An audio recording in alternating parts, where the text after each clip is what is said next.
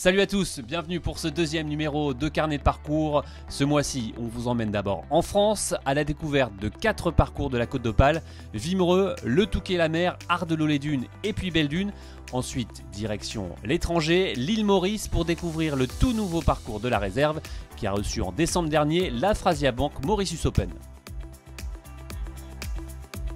Allez, sans plus attendre, direction la Côte d'Opale pour découvrir 4 parcours d'exception, 4 parcours qui chaque année reçoit depuis 1994 le Pro-Am de la Côte d'Opale. Et justement, on avait eu la chance de vivre ce Pro-Am de l'intérieur et on vous fait découvrir tout ça. C'est devenu une tradition, un incontournable. Chaque année depuis 1994, la 3e semaine d'avril, se tient le Pro-Am de la Côte d'Opale.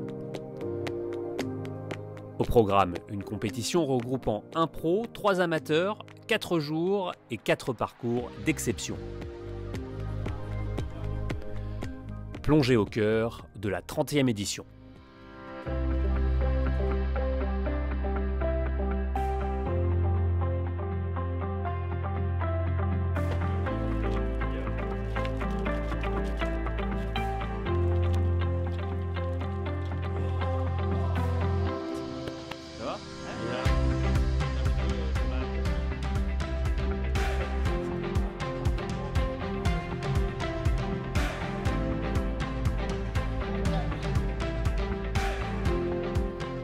La condition, on va avoir 10 km/h de vent ce matin. Et dans la plaine 20 km/h. Bon, ça va. Donc sur le back 9, on va avoir un peu de vent. Voilà. Donc là, Louis, c'est quoi le programme ce matin? Là, on va s'échauffer. Il nous reste 1 heure avant le début du tour. On part du trou numéro 1. Un petit par 4 en montée de gauche à droite, de droite à gauche, pardon. On va faire 10 minutes de putting. Okay. On va essayer de prendre la roule des greens. On va ensuite se diriger vers le practice, puis après 2-3 minutes de marche. On va taper des balles pendant 20 minutes, pour certains, 15 minutes pour d'autres, tranquille. Trouver les sensations, débloquer le corps. Pas forcément taper des bons coups, mais histoire de vraiment, tu vois, prendre des sensations, avoir le club dans les mains. Et puis juste avant la fin de l'échauffement, on va essayer de s'imaginer le trou numéro 1. Donc jouer le trou numéro 1 comme si on allait le jouer. Ouais. Okay. Plus important, c'est quand tu arrives, essayer d'avoir la roue des greens. Les greens sont différents évidemment sur tous les parcours et il faut s'adapter le plus vite possible sur chaque parcours. Okay. Il ne s'agit pas, tu vois, le problème c'est que demain on va jouer le Touquet-la-Mer, me semble-t-il. Non, demain on remonte, donc là on joue Belle-Dune, on fait Wimereux, ouais. Après Ardelot-les-Dunes et on termine par la mer. Donc Wimereux, parcours un peu plus type links, il y a des chances que les greens soient un peu plus lents qu'ici. Donc il va falloir se réhabituer à la roue des greens. Ensuite au 3e jour et 4e jour, il va falloir faire la même chose. Les types de parcours sont différents, les greens, les vitesses de greens vont être différentes, il faut s'adapter très vite. C'est quoi ton conseil pour rester dedans? Parce qu'il y a des moments où on aura des creux, on ne peut pas jouer pendant 4. Comment on fait pour se remettre dedans, pour être dans une pensée positive, sachant que en fait, si on est mauvais au départ, tout peut se racheter. Il y a encore, comme disent beaucoup de golf à jouer.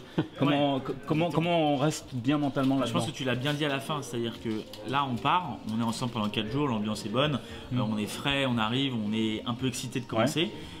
Mais il faut se dire qu'on a quand même 72 trous à jouer.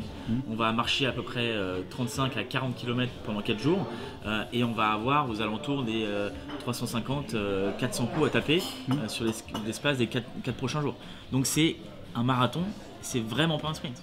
On est sur un vrai marathon, il faut prendre le temps et il faut se dire que si sur les 400 coups qu'on va taper, si on en a une trentaine, quarantaine de très bons qui nous donnent des bonnes sensations, c'est un tournoi réussi.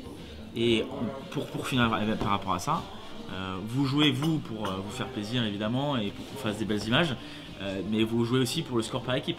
Donc si vous faites chacun 30-40 coups, bons coups qui donnent des bons scores, au final je pense qu'on va être pas mal au classement. À quel moment toi tu penses pouvoir nous apporter les petits conseils? Il faut laisser passer les 18 trous et surtout pas perturber le joueur pendant ces 18 trous et le soir débriefer, éventuellement retourner au practice pour corriger un truc pour le lendemain. C'est quoi ta vision du truc? Ou tu peux donner quelques conseils après quelques trous et dire attention là, une posture ou quelque chose. C'est quoi de toute façon, je pense que dans l'enseignement, tu as ce qu'on a, moi ce que j'appelle les prérequis. Tu as évidemment les basiques, bien se positionner devant la balle, être à la bonne distance. Ensuite, quand on est vraiment dans le jeu, choisir le bon club. Voilà, ça c'est une bonne partie des prérequis. Si après 18 trous, je ressens qu'il y en a un qui vraiment est pas dans les prérequis, il remplit pas vraiment tout ce qu'il faut, toutes les cases, et qu'il est demandeur, à partir de là, je vais me permettre de dire quelque chose. D'accord. Si le joueur n'est pas demandeur, tu vois, s'il n'ose pas, sachant qu'on est dans un environnement convivial, s'il n'ose pas me dire ah bah, qu'est-ce que t'en penses, est-ce que je veux pas y aller, je veux pas me permettre de dire quelque chose, parce que peut-être qu'il prend des cours avec quelqu'un d'autre et qu'il a déjà son truc en tête. Donc voilà, il faut qu'il y ait un prérequis qui ne soit pas rempli, il faut que la personne soit demandeur. D'accord. Pourquoi? Parce que si le swing il va pas, là on va pas le corriger. On va vraiment pas le corriger, ça c'est sûr. Par contre, s'il y a des petits trucs qui sont un peu dans le désordre, là on peut faire quelque chose.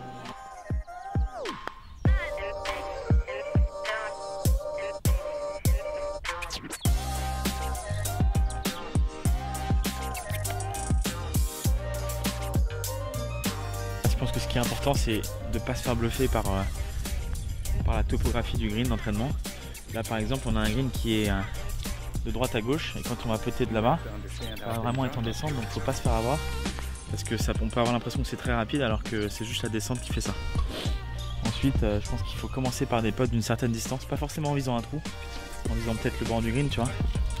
Et après, à la fin de l'échauffement, juste avant de partir sur le parcours, essayer de commencer à rentrer des putts à moins de 1 mètre, 1 mètre 20 pour se mettre en confiance. Juste avant d'aller sur le parcours. Exactement.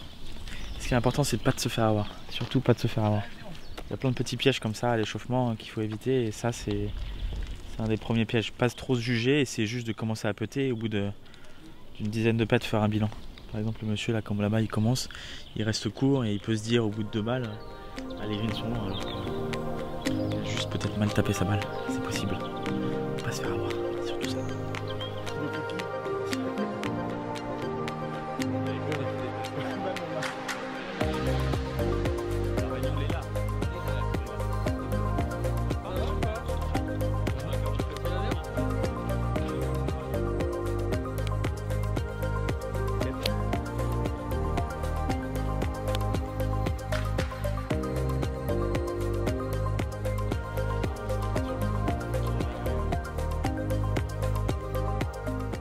Place la balle à un club, et ce sur l'ensemble des parcours que vous aurez. 4, 5, 6, 7, 8, 9, 10, 11, on en a 11 toi. Ah c'est d'accord, oui, 11.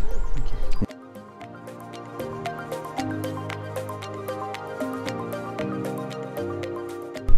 Bon Louis, c'est le premier départ là, il faut le mettre sur la piste, t'as la pression un peu là ou pas? Écoute, j'ai pas vraiment la pression, mais on a un joli trou de droite à gauche. Et il va falloir trouver le fairway, très clairement. Est-ce que tu as un petit conseil à nous donner là, avant de ce premier départ là, où on va avoir un peu les jambes qui tremblent? Toujours garder les yeux au milieu du fairway. Ne pas regarder à gauche, pas regarder à droite. Focaliser les yeux au milieu du fairway. Ouais, la balle surtout. Et du coup, par ruissellement, on va dire, on espère la balle. Mais c'est simple en fait, en général, tu arrives au départ.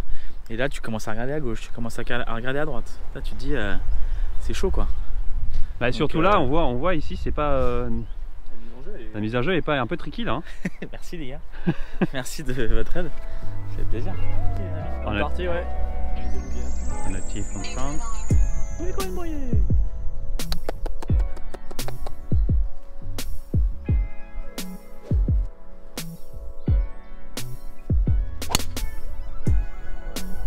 Ça a l'air pas mal ça.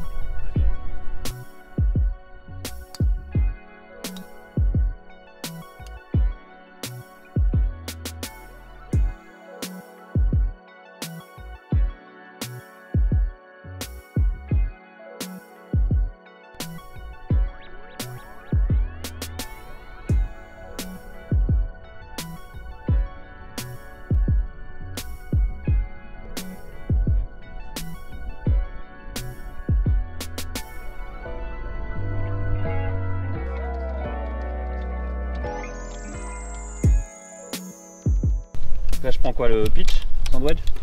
Bah si tu veux là est en descente avec un grain contre, en termes de statistiques, on n'est pas terrible avec le sandwich. Je pense que tu as de meilleures options avec soit le putter, soit avec le bois 3. Bois 3 ou hybride? Ouais. Okay. Tu fais un grand coup de putter avec l'hybride. Attends, je grippe un peu plus court. Tu fais ton stroke de putting.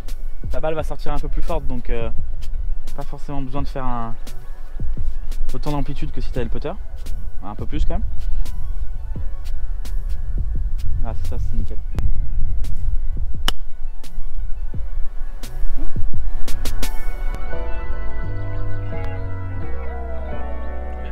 Allez.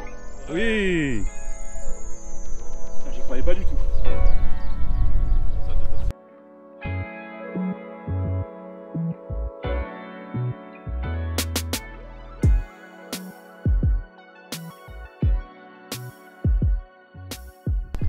Le trou est un petit peu en dogleg, ça nous a fait perdre un peu notre orientation. Et on sait pas trop d'où vient le vent. On le ressent droite-gauche contre. Je suis en train de me demander si c'est pas un effet de couloir avec les arbres, avec les jolis pins. Non, bref. Tu vas jouer quoi là? Je pense que je vais jouer, vu que je viens du rough et que la balle va partir un peu forte, je pense que je vais jouer un 7 bas. Ok.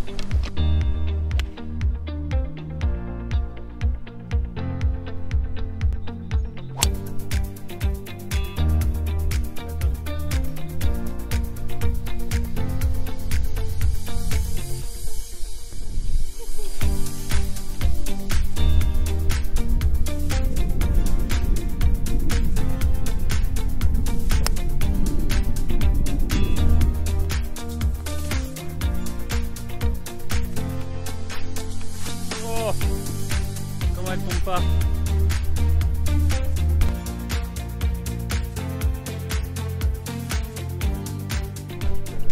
Regarde, le goutte d'eau. Rien.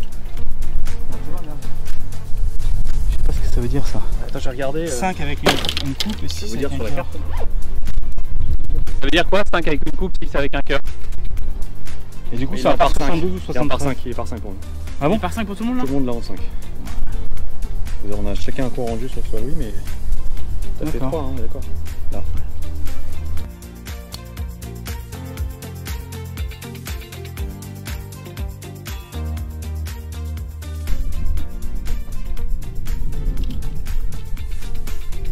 Un épote. De belle dune.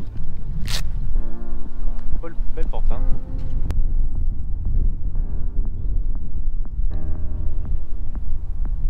Joué. Bon ça. Bravo. coach.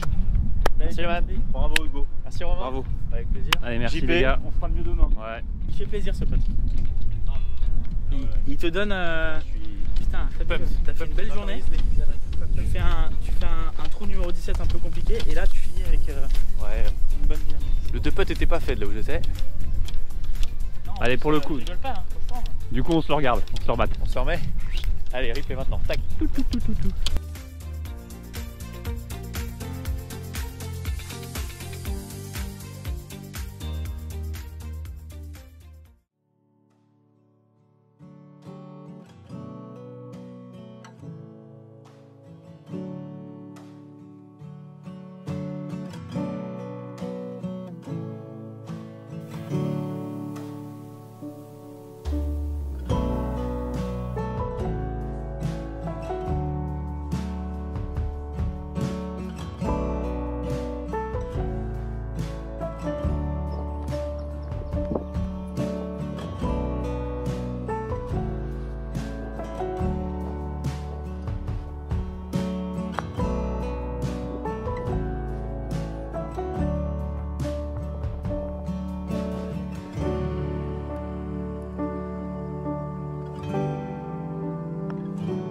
Hugo qui a quand même opté pour le style casquette bonnet.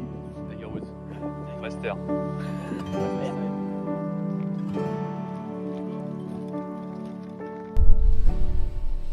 Quico Boyer qui quand même a joué sur le PGA latino-américain. Exactement. Ça devait être dingue comme expérience ça. C'est extraordinaire. Hein. Je joué avec beaucoup de très bons joueurs sur des plus beaux parcours d'Amérique du Sud, c'était cool. Dont Mito Pereira quand même. Dont Mito Pereira, Corey Connors.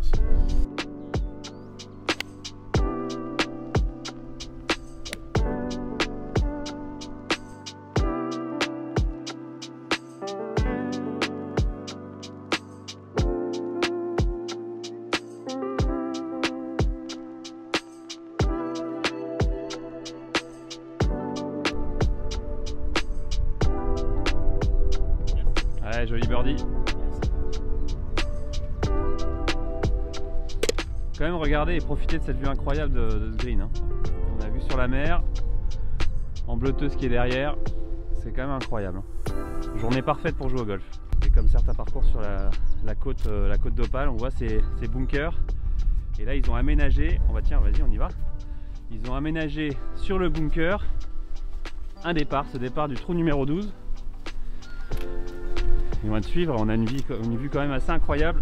Voilà, c'est vraiment fabuleux, que ce soit derrière nous, au niveau de la mer, que devant nous, au niveau de ce par 3, c'est juste fabuleux. On a 152 mètres entrée au milieu du green, avec un drapeau qui est placé à peu près au milieu.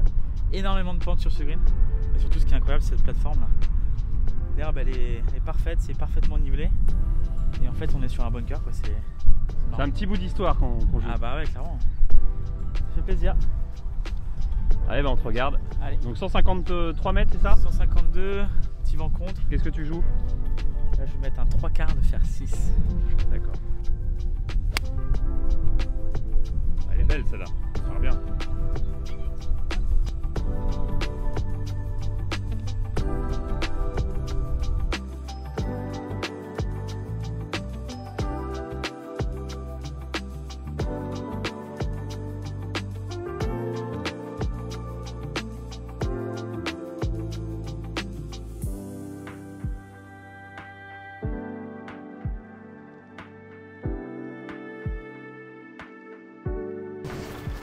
Donc Louis Cohen-Boyer qui a joué sur le PGA Tour Latino-Américain, qui est à la gentillesse d'être notre pro cette semaine pour le programme de la Côte d'Opale. Est-ce que c'est une période que tu regrettes un peu, ces périodes sur le circuit, tout ce que tu as vécu, tu as rencontré du beau monde en plus? Ouais, des bons joueurs évidemment, carrément. Non, je regrette un peu la camaraderie avec les Français sur le circuit. Et puis de jouer les meilleurs parcours et puis surtout de jouer avec les meilleurs joueurs. Comme tu disais, j'ai pu jouer avec des... Bon ça c'était plus à la fac, mais avec un John Ram ou alors sur le Latino avec Mito Pereira, Corey Connors, enfin des mecs comme ça. Mais ça c'était cool, mais on savait pas à l'époque que c'était des grands champions quoi. On s'en rend compte après quoi. Mais... John Ram, tu l'as côtoyé, enfin tu as joué contre lui? J'ai joué avec lui pendant mon dernier tournoi universitaire. Voilà, ça c'était cool. C'était impressionnant déjà comme joueur? Ouais. Il n'avait pas très bien joué le premier jour, mais en fait il était connu comme étant dans les premiers mondiaux amateurs, donc je savais que c'était une star. Et par contre le deuxième jour, sur son parcours d'universitaire, donc le même que Phil Mickelson, il avait fait le record du parcours, donc c'était juste fou quoi. Et quand tu vois leur trajectoire et que tu te vois toi, tu te dis j'ai loupé un truc ou tu n'aurais pas pu arriver là? Non, je pense pas. Je pense que en fait c'est juste des gabarits différents, c'est des caisses différentes en fait. Ils ont des jambes en fait. Après, tu peux quand même très bien jouer sur le circuit en utilisant la tête, en utilisant un peu on va dire le cœur, en y allant à fond de balle quoi. Mais... Et tu retires un peu de toute cette expérience dans ta vie d'enseignant maintenant au Golf du Sar? C'est quelque chose que tu essayes d'avoir des... En tout cas tes souvenirs que tu as et ton expérience que tu as, tu essayes de t'en servir? Ah bah c'est clair, à 100%. C'est surtout quand je vois les jeunes, tu vois, à l'école de golf et que je les vois très très pro dans tout ce qu'ils font, c'est super intéressant. On sent qu'ils sont passionnés, mais avec le recul, en tout cas moi j'imagine tout le chemin à parcourir encore et ça me donne envie de calmer un peu leurs ardeurs parce que déjà il faut garder la passion, il faut garder cette envie de progresser et puis en plus de ça il n'y a pas que l'entraînement et l'envie, il y a aussi des rencontres, il y a aussi on va dire je sais pas un petit peu de chance sur quelques tournois, tout n'est pas factuel et tout n'est pas simple à calculer quoi.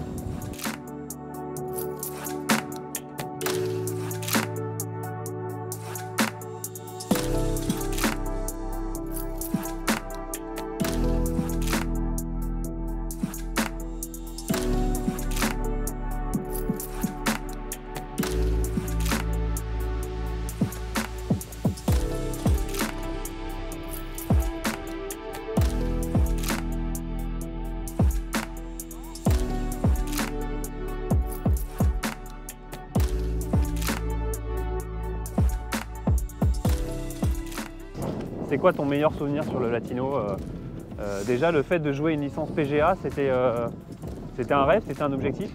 Ah bah ça forcément c'est canon. Après bah évidemment tu arrives chaque semaine, tu joues les meilleurs parcours de chaque pays parce qu'ils veulent montrer le côté golfique de leur pays et la culture qu'ils ont en Amérique du Sud. Donc ça c'était assez exceptionnel de prendre l'avion avec les mecs toutes les semaines. Ah, comme tu disais, la camaraderie, ça c'était sympa. C'était un peu une aventure quand même. Ah mais c'était carrément une aventure. Enfin, c'était quoi comme pays? T'allais en Colombie? Partout, en Nicaragua, au Colombie 2-3 fois. En Argentine, au Mexique, au Pérou. Mais sur le moment, en fait, tu ne vis pas comme ça. Tu vis, tu prends l'avion parce que tu as une destination et puis après, tu arrives, mais tu fais aéroport, parcours. Et en fait, que tu sois en Colombie ou au Pérou, c'est un peu la même chose, quoi. Peu importe. Ça, c'était ouf.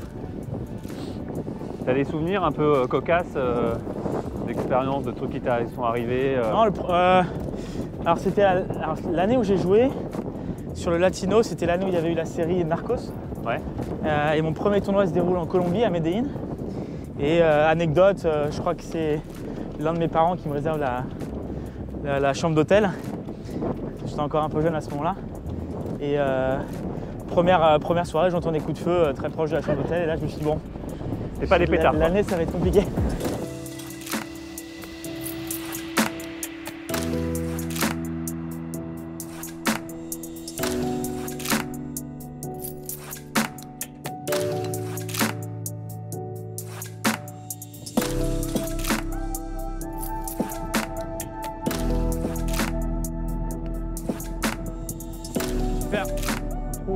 Au deuxième coup du trou numéro 9, on le voit sur le parcours de Wimereux, gros vent contre. Ouais. Alors toi, tu as une petite astuce pour calculer en tout cas le club qu'il faut prendre selon le vent. Est-ce qu'on peut rentrer dans ta tête et tu nous expliques un peu ta routine? Exactement, avec plaisir. Donc là, il y a évidemment une distinction à faire entre la distance brute et la distance nette. Petit clin d'œil à Guillaume Biojo qui nous avait appris ça précédemment. Donc la distance brute, c'est vraiment la distance que je vais avoir de la balle jusqu'au drapeau. En l'occurrence, c'est 120 mètres. Et la distance nette, c'est vraiment le coup, la distance que je vais essayer de jouer. D'accord. Et pour moi, pour calculer le vent, j'ai une petite astuce, comme tu disais, un peu maison. C'est moi qui l'ai... Enfin, je l'ai un peu créé, mais bon... C'est infaillible? Non, pour calculer le vent, c'est jamais infaillible. Mais au moins, ça donne un premier point de repère. Il y a plusieurs étapes. Première étape, prendre la distance brute, décaler la virgule de 2. Donc là, j'ai 120 mètres, ça va faire 1,2. Ouais. Et ensuite, il y a une étape d'estimation au niveau du vent. Donc aujourd'hui, je sais qu'on a 30 km/h de vent. Contre, en l'occurrence, totalement contre. Et le 1,2, je vais le multiplier du coup par la distance du vent divisé par 2. Donc ça va me faire 1,2 multiplié par 15, ce qui me fait à peu près 17-18 mètres de vent. Donc mon 120 mètres devient un 137-138 mètres. Avec mon 8, je fais 140 mètres, je dois jouer 137-138 mètres. Donc je pense que si je la mets un peu en arrière du stance pour la garder un peu plus basse et que je tape un coup de fer 8 normal, ça devrait être pas loin de la bonne distance. Ok. Ok ? Allez.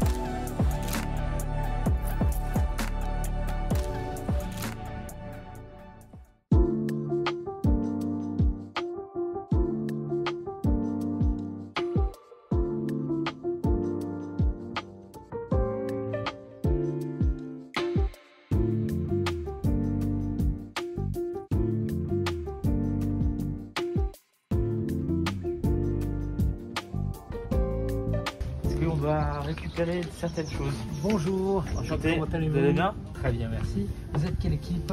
L'équipe Coed Boyer, 10h10 du trou numéro 1. C'est vous? Exact. Ah oui, écoutez, ravi de vous rencontrer. Alors je vais vous donner vos cartes. Et j'ai des cadeaux pour... Les cadeaux. Les cadeaux. Je crois que c'est les baguettes d'alignement. Merci. C'est vrai. Les emplacements de drapeau. Oui. Ouais, prends-les, Louis. Ouais, on en a plein. C'est important. Ah oui, c'est vraiment des baguettes d'amis. Voilà, et j'ai quelques petits également à vous proposer. Ah, c'est la Réunion, l'île intense. Oui.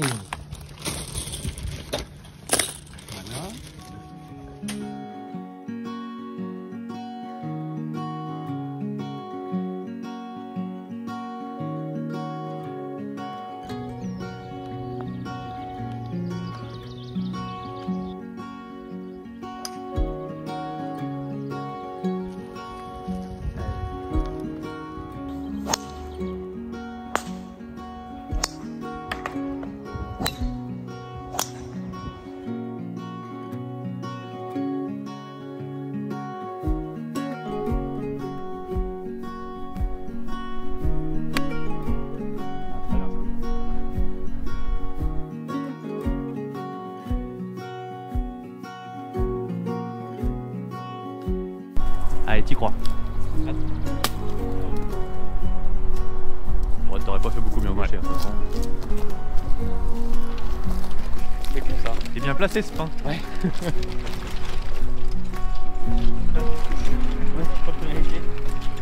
Quand tu touches, c'est point de soleil.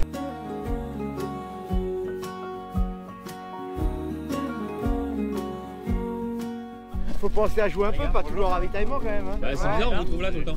Ah oui, Ça va. On a déjà vu que tu vas bien. Ça va? Ça va. Ça se passe bien? Ça va, ça va. Bon. Ça va pas ou quoi? Aïe! Les abdos, les abdos. J'ai 4 couches. T'as qu'à là. Ouais.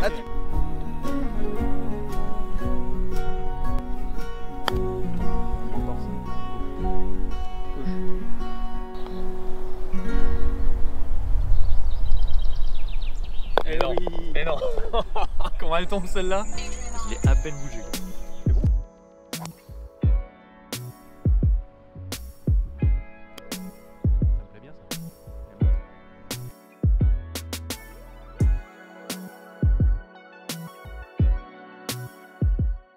Alors Louis, là on se retrouve sur ce parcours des Ardelot-les-Dunes, sur le trou numéro 11, célèbre par 3 avec cet obstacle d'eau.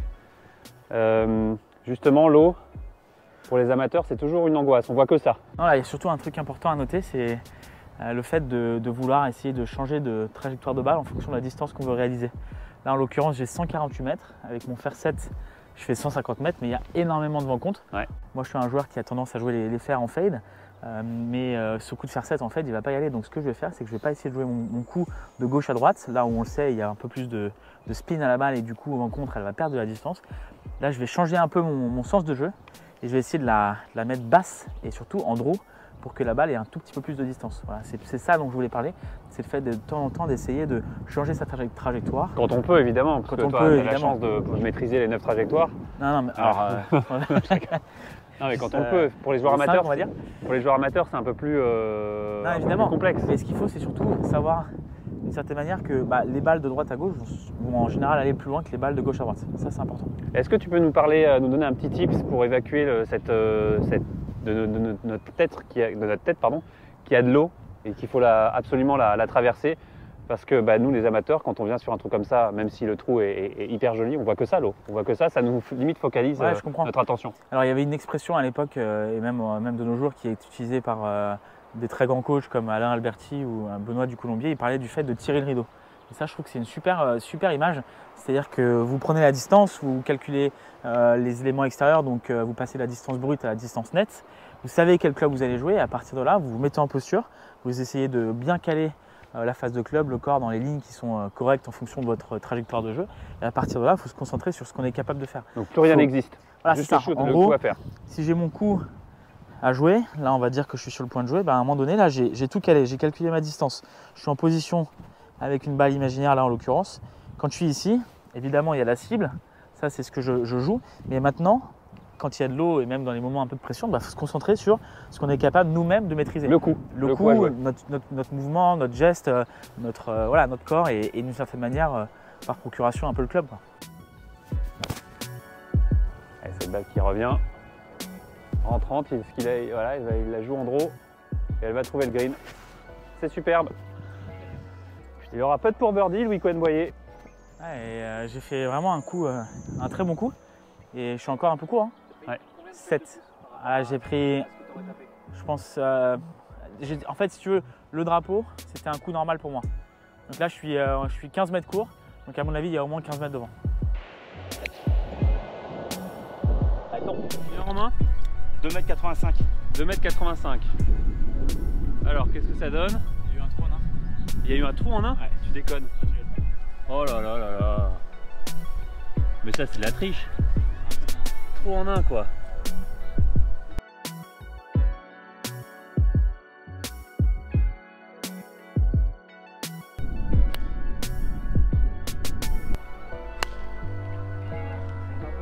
Bon, on est au 17. Yes. Quel bilan tu fais de la journée? C'était des conditions quand même assez dures là aujourd'hui. Hein. C'est dur, beaucoup de vent. Nous on a eu un bon tirage je pense parce qu'on a joué à Ardelot. Pendant que d'autres étaient à Vimereux, avec le vent on sait que c'est très compliqué. Après c'est vrai que vu que le parcours est un peu dans les arbres, on a eu du mal à ressentir exactement d'où venait le vent en fonction des trous. Mais ce que je peux en retirer c'est que c'est un bon test. Les parcours sont de très bonne qualité avec des greens fermes, rapides. Quoi d'autre je pense que c'est aussi un test physique pour les amateurs qui n'ont pas forcément l'habitude de jouer 4 jours de suite. Voilà, c'est agréable. Allez, on va terminer ce parcours, on va se dépêcher parce que là il commence à faire quelques gouttes et pas hyper agréable. On a commencé avec un temps printanier, on finit avec un temps hivernal. C'est ça la Côte d'Opale.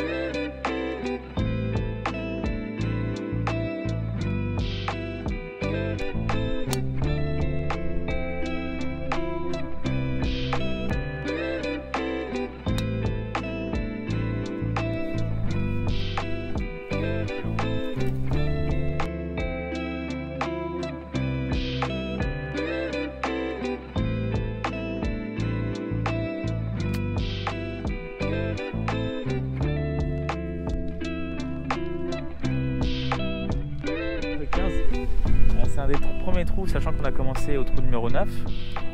C'est un des premiers trous un des premiers trous à birdie. Donc là j'ai 175 mètres. Je vais la faire tomber à 165. C'est un par justement, 5, je vais essayer d'être très agressif. Exact. J'ai mis un drive correct. Donc là, pour le coup, il faut vraiment que je fasse un petit exploit pour mon équipe. Pour maintenir l'équipe à flot. Exact. Allez. Donc là tu joues quoi? Là j'ai un coup de fer 6 que je vais faire tomber à 165 et je vais essayer de la glisser proche du drapeau. On a le drapeau qui est juste à droite du petit arbre, je vais m'appuyer sur l'arbre, il y a un petit vent de la gauche. Ça risque d'être parfait. Allez.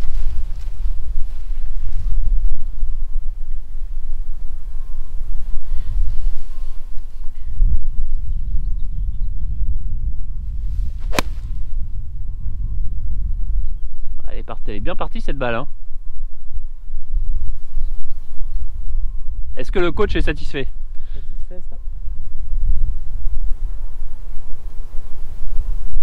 Satisfait du résultat, la réalisation moyenne, mais ça veut dire que en termes de stratégie, j'étais pas loin de la vérité. Si je fais un coup moyen et que je finis bien, c'est que stratégiquement, j'ai fait le bon choix.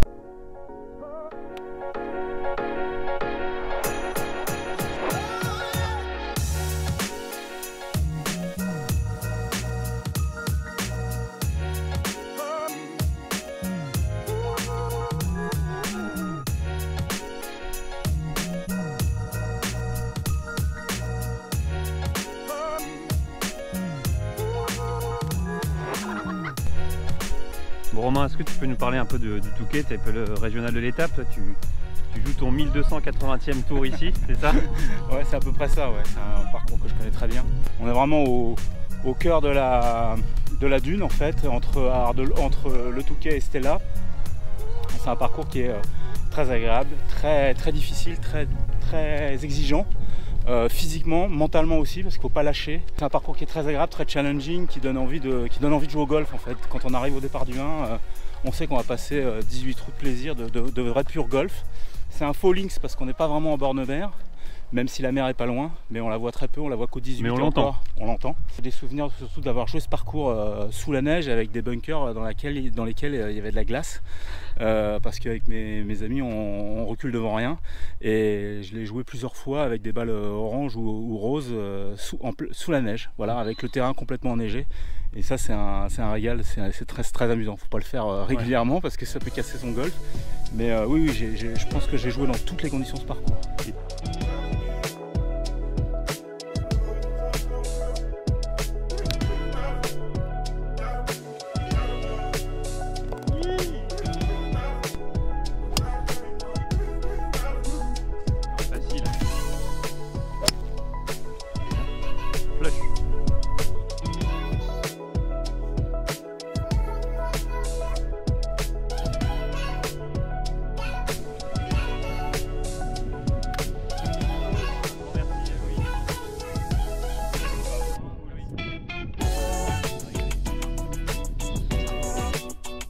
On va rendre la dernière carte du jour.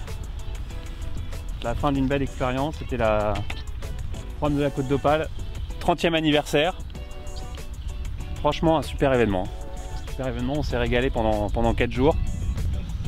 On va essayer d'aller trouver justement Christophe Cantegrel, l'organisateur. Il a plein d'histoires à raconter justement sur ce Pro-Am, histoire de terminer et de vous donner envie surtout de venir ici et de venir jouer ce Pro-Am. Et même si vous n'avez pas joué le Pro-Am, la région est complètement incroyable avec ses 4 parcours, on le rappelle, Vimereux, Ardelot-les-Dunes, qui a d'ailleurs un autre parcours, Ardelot-les-Pins, le Touquet-la-Mer et Belle-Dune. 4 parcours incroyables.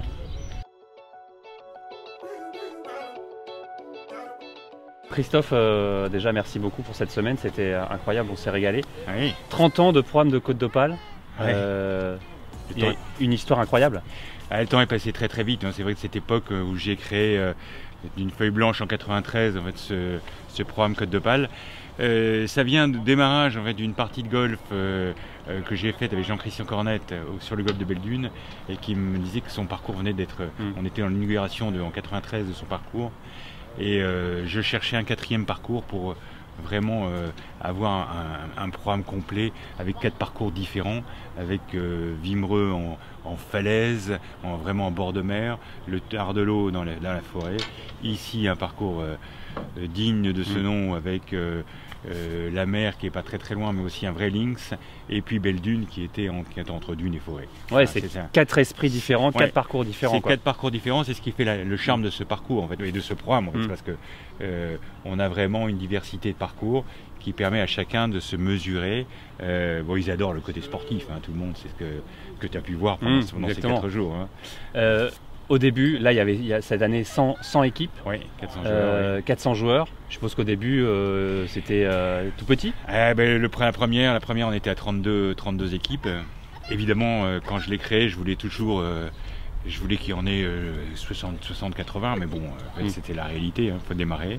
Donc on est passé tout de suite, au bout de 3-4 ans, autour des 70-80 équipes, et on avait atteint les 100 équipes en 2004, pour les 10 ans.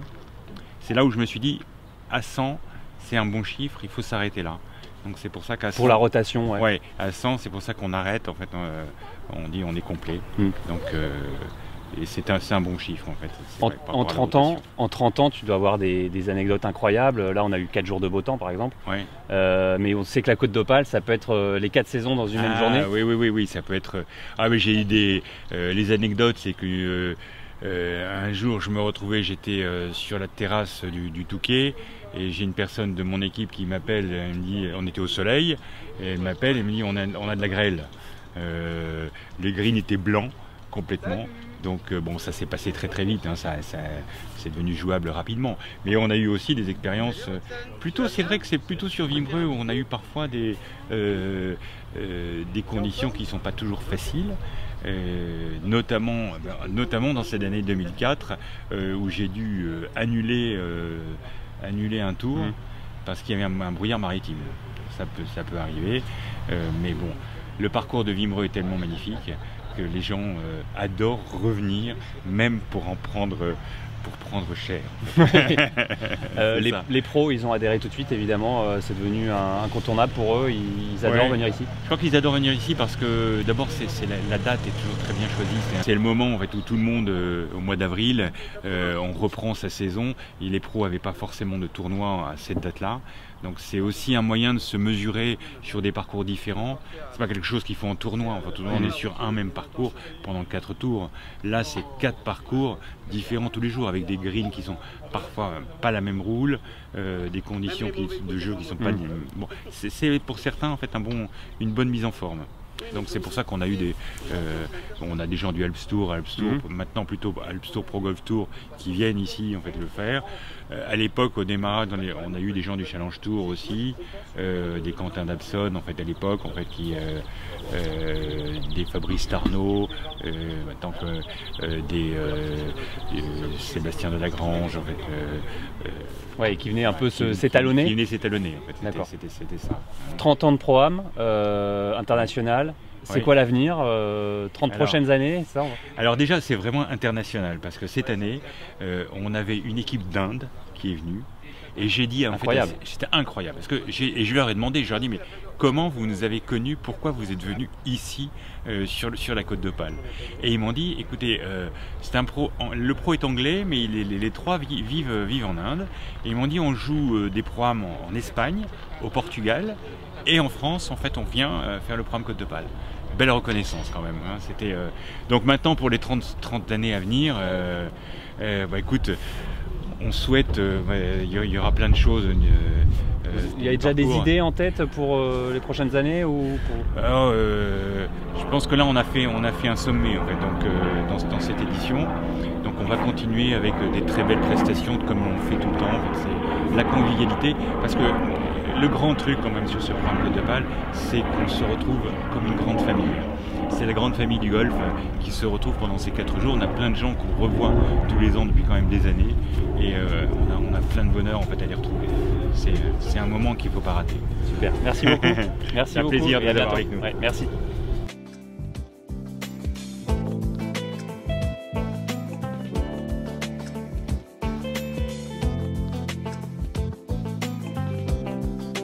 Le programme de la Côte d'Opale qui fête donc cette année sa 31e édition. Et maintenant, je vous propose sans plus attendre de prendre la direction de l'île Maurice et de découvrir ce tout nouveau parcours de la réserve. Un parcours incroyable qui a reçu en décembre dernier justement la Phrasia Bank Mauritius Open, remporté justement par Louis Oosthuizen, architecte de ce parcours de la réserve avec Peter Makovic.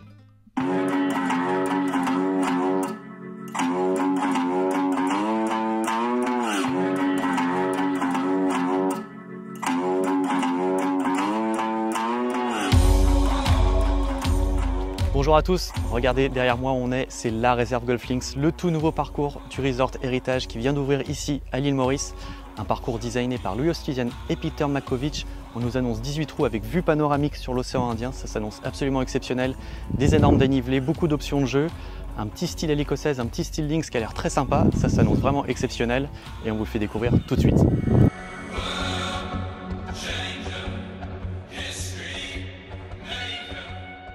Déjà, première étape quand on joue la réserve Golf Links, c'est de monter au départ du 1. Là, on apprend un petit chemin parce qu'on a 200 mètres de dénivelé positif entre le clubhouse et le départ du 1.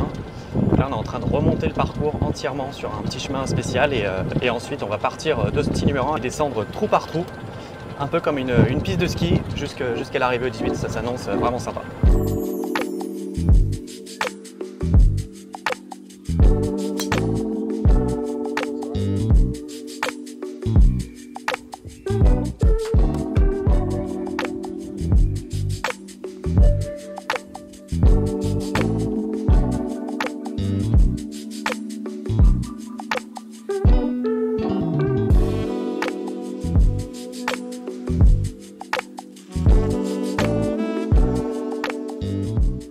On nous a annoncé pas mal de trous signature sur ce La Réserve Golf Links et ça démarre dès le trou numéro 3.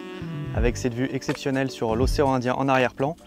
Et on le verra mieux sur le second coup, on a ce qu'on appelle un infinity green, c'est-à-dire un green où on ne voit pas la perspective derrière. Ça donne un deuxième coup vraiment hyper sympa. Et avec cette plateforme de départ, cet énorme dénivelé sur la droite, il faut vraiment, sur ce parcours, choisir la bonne stratégie. Et ici, il faut viser à gauche.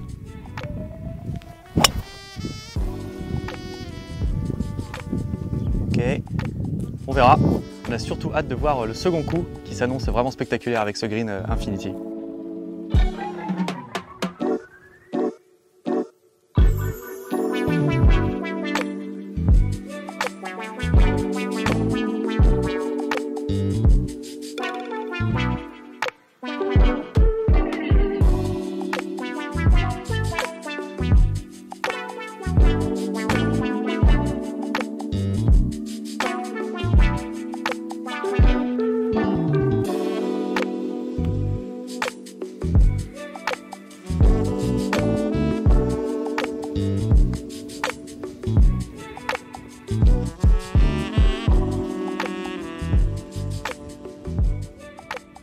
On vient de finir ce premier par 3, le trou numéro 4, et on va arriver au départ du 5 et nous annoncer un départ spectaculaire.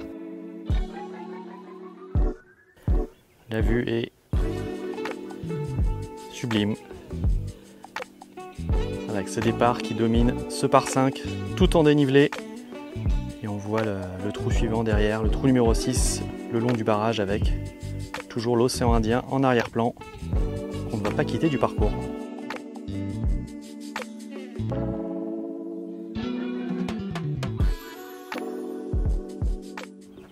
On arrive sur le deuxième par 3 de ce parcours, le trou numéro 7, avec un départ hyper original. Alors il faut savoir que ce parcours il est sur le domaine de Bellombre évidemment, et il a été construit à un endroit où il y avait déjà un barrage qui appartenait à l'ancienne plantation de canne à sucre.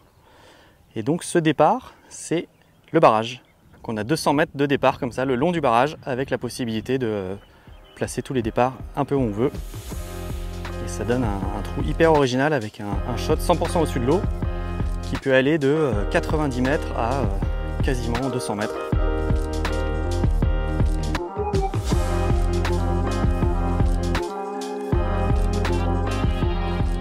Sur ce parcours de la réserve Golf Links, on va retrouver, comme on le disait plutôt, pas mal de Infinity Greens, mais on va aussi retrouver à plusieurs endroits des fairways coupés en deux, comme celui-ci sur ce trou 8, avec voilà, deux options de jeu.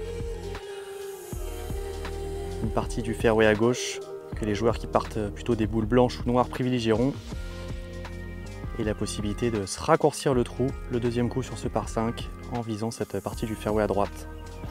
Trou très intéressant stratégiquement en fonction du vent, pas mal d'options, très fun à jouer pour l'instant ce parcours.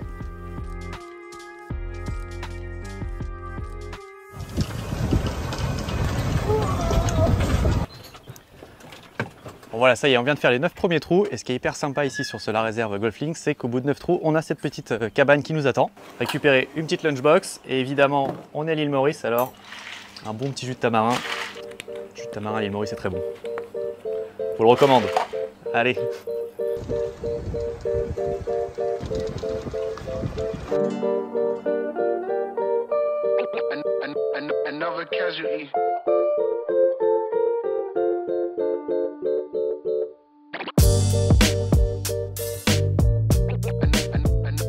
Voilà, on vient de commencer le retour de la réserve Golf Links. Dès le trou numéro 10, on a eu le droit à ces fameux Infinity Green. Et là, pareil, trou numéro 11, un par 3 magnifique, avec cet horizon sur l'océan Indien.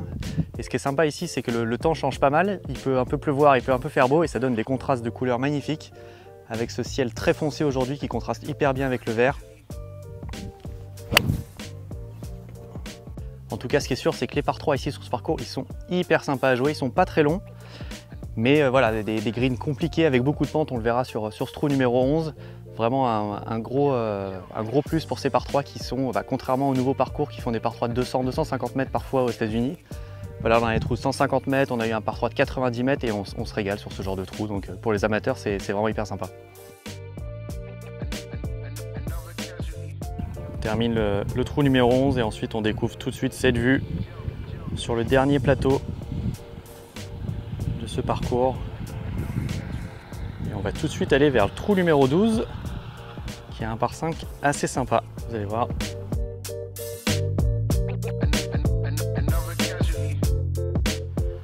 ce par 5 avec voilà, ce fairway découpé en deux. Option agressive à gauche.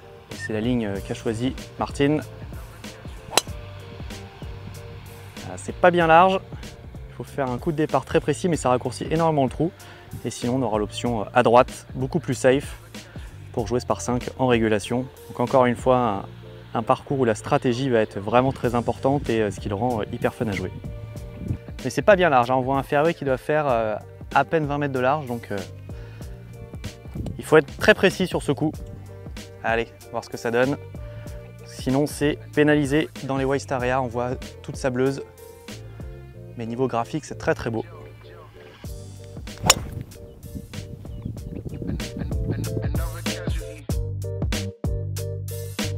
Voilà, comme on le disait, ce parcours qui est sur plusieurs plateaux, c'est un peu comme si on jouait sur une piste de ski.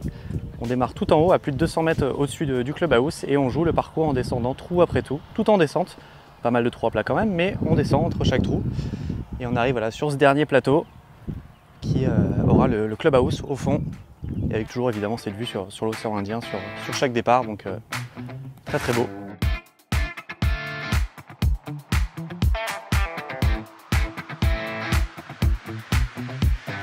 On en parlait un peu en introduction de ce parcours avec cette petite touche un peu links écossaise.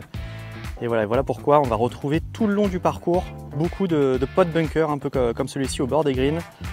On va en retrouver un ici, on en a un autre juste à droite, et sur ce trou numéro 12, il y en a plusieurs qui sont disséminés autour des greens.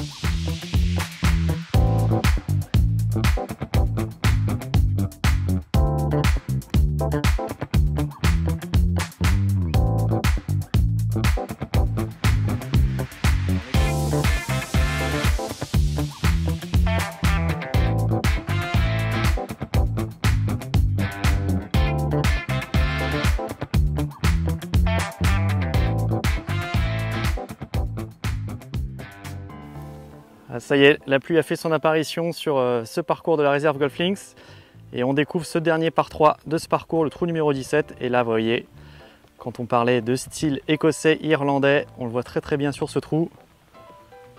On se croirait en Irlande, c'est magnifique, et en plus on a même la pluie.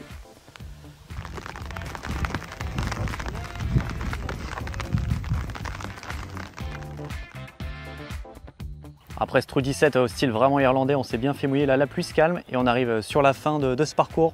Le trou numéro 18 avec, on le découvre, ce clubhouse en arrière-plan.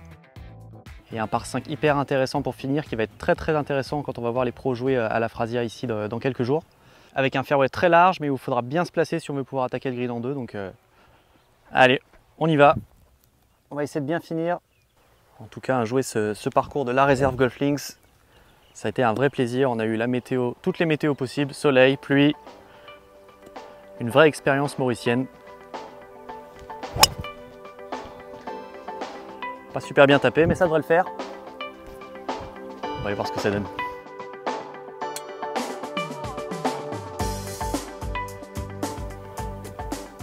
Alors on le voit bien, cette attaque de green sur ce par 5. Avec cette partie de droite, cette cuvette en bas à droite où il ne faudra surtout pas être, sinon la balle sera perdue.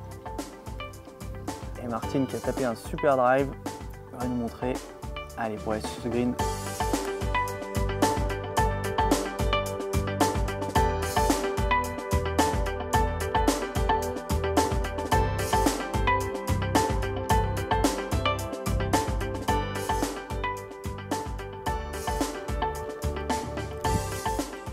Et voilà, c'est sur ce trou 18 que se termine cette découverte de la réserve Golf Links ici au Resort Heritage à l'île Maurice. On s'est régalé, on en a pris plein les yeux du départ là-haut numéro 1 à plus de 200 mètres du niveau par rapport à ici, des super vues, des greens, des infinity greens partout. Un parcours qui se marie hyper bien avec aussi le parcours du château qui est le deuxième parcours du Resort Heritage qui est dans un style complètement différent. Et c'est vraiment un parcours qu'on vous invite à découvrir lors de votre prochain passage à l'île Maurice.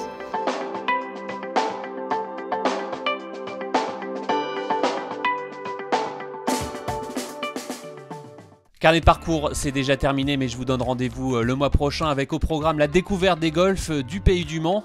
On ira aussi à l'étranger. Hugo Ponce a eu la chance de jouer le parcours de Frisco qui recevra l'USPGA en 2027.